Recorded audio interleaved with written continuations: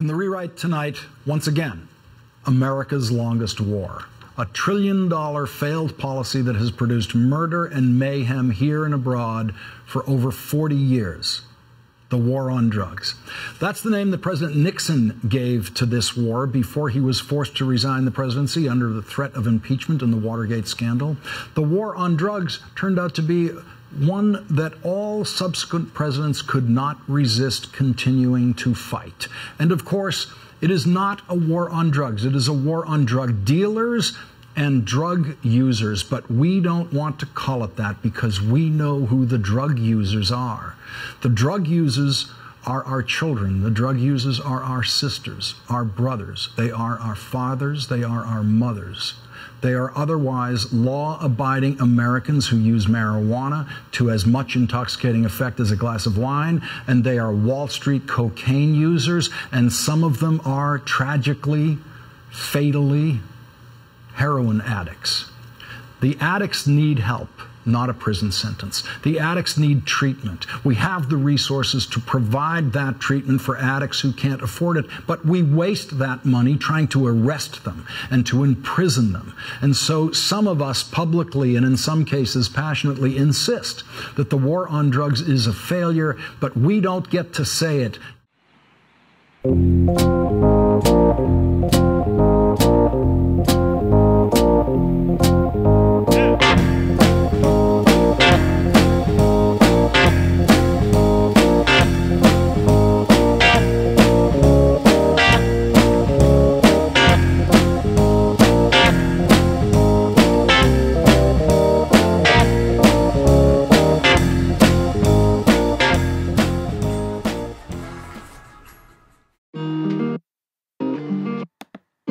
In 1971, Richard Nixon began the war on drugs. This war sought to incarcerate both drug users and drug dealers across the nation. Problem people Nixon called an epidemic. Ironically, this war did not fix the problem. It did not even address the problem. Instead, it drove all drug-related issues out of mainstream society to the fringes.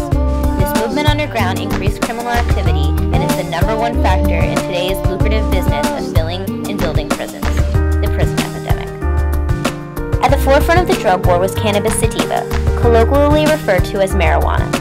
Today, we reflect on how the racist and insane false teachings implemented with the war on drugs, specifically with marijuana, and their devastating impact on the lives of those living in Philadelphia today. In Philadelphia, the loudest voice in the legalization movement is Philly NORML, a state chapter of the National Organization for the Reform of Marijuana Laws. NORML has been representing cannabis consumers since the early 1970s.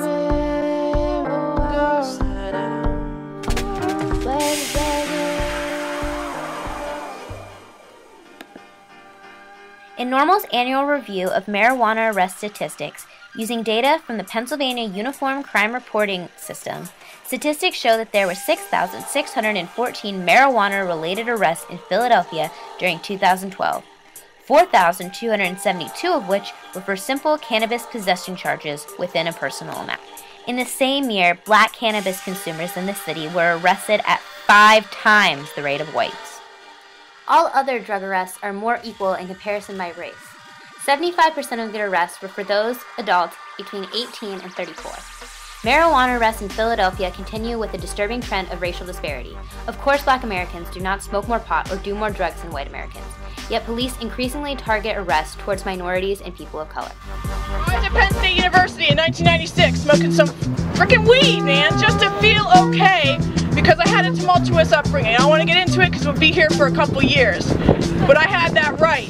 I experimented with the pharmaceutical industry. They failed me. I want to have feelings. I want to write words. I want to be able to speak my truth. They didn't think that that was healthy, and they failed me, so I decided I'm going to start smoking pot. And guess what? I felt better.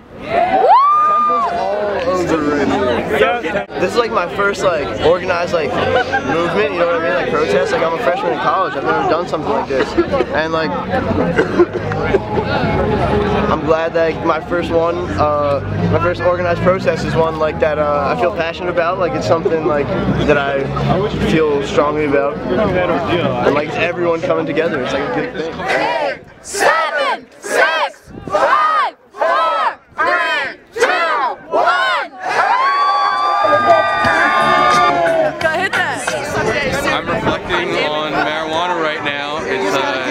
after 420, and everybody else is pretty much already done reflecting.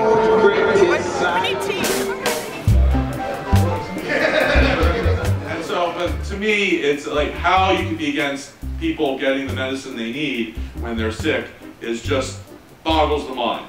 And when I talk to people, they're just like, well, it's, you know, it's dangerous. Unlike OxyContin, for example, or many other drugs that are much more addictive and have many more side effects than marijuana, which we give people routinely.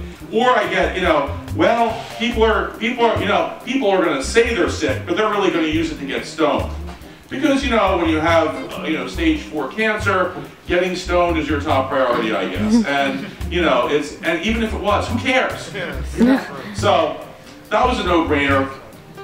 And as I sort of thought about the issue and talked it over with my staff, I thought, we're not doing what we really want to do.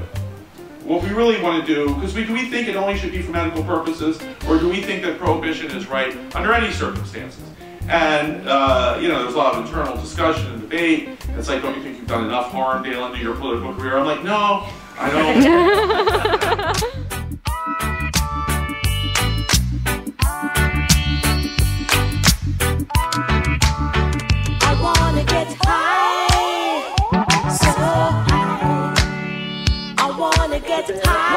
Billy Normal on the Paddock Hour. Thank you for coming out. We're going to be starting at 3:45. We have a couple rules. This is a protest, so we appreciate it if nobody openly smokes marijuana till 420 when we all do that as a reflection. We all love smoking marijuana all the time. And I feel like if we could take just an hour and then let's do this all together. So make some new friends, talk about some stuff, talk about strains, you know what I mean? The reason cannabis kills cancer is due to a compound called cannabinoids. Scientists have recently discovered that our bodies consist of a vast network of cannabinoid receptors, called the endocannabinoid system. So cannabinoids bind to our receptors and regulate everything in our bodies, from nutrient intake to serotonin and melatonin production. Cannabis aims to fix any fault in our system, so in effect, it ends up killing cancer, healing diabetes, bringing your blood pressure back down to normal, really anything your body needs. Believe it or not, our bodies already produce small amounts of cannabinoids on their own. It's when environmental factors, such as diet, start to negatively affect our health that we want to supplement cannabinoids to help heal us. There are very few places in the world that have cannabinoids. One is a mother's breast milk, and the other is cannabis. Our government has actually known about this cure since 1974, yet they still claim that cannabis has no medicinal value. Yeah, right? They actually own several patents on cannabinoids. Yes, and cannabis was used for virtually every ailment up until the 1930s. It was listed in the U.S. Pharmacopoeia. I don't know if you knew this, but a cancer patient is instantly worth $200,000 to the pharmaceutical industry. 1 in 3 of us here will develop cancer at some point in our lifetime. And approximately 600,000 people die each year from cancer. So when you look at these numbers and you start to see that our illness has become a business for pharmaceutical companies, it's not hard to understand why you haven't heard of this cure and why no one else ever will unless we scream this information.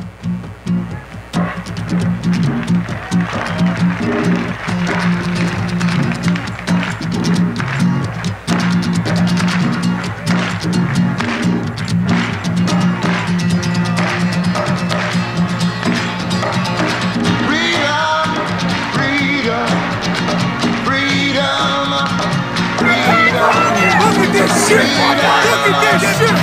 Look at this shit! Bullshit!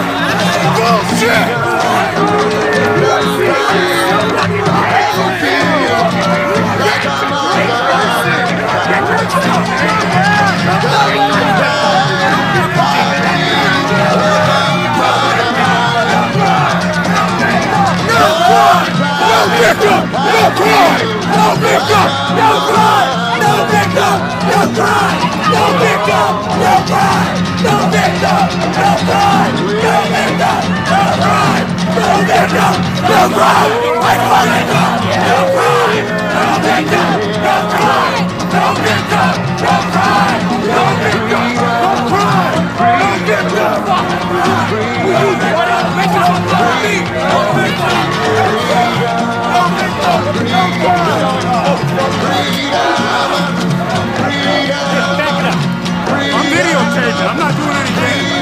not doing anything illegal.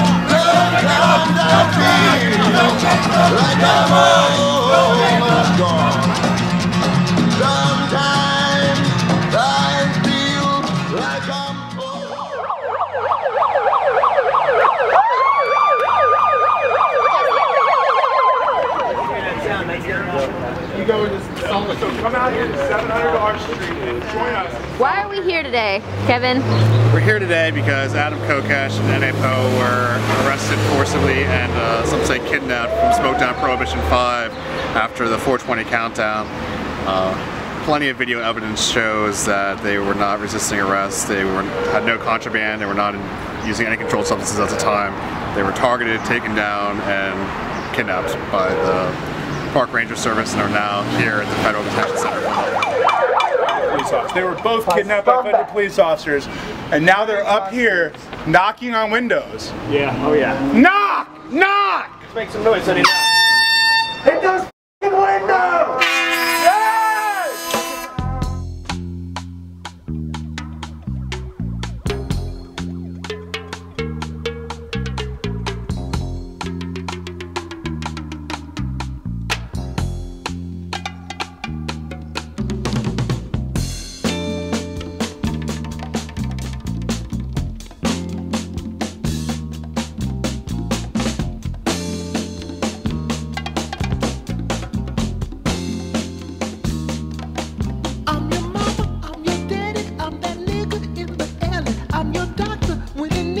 Some coke, have some weed. You know me, I'm your friend, your main boy, thick and thin. I'm your pusher man.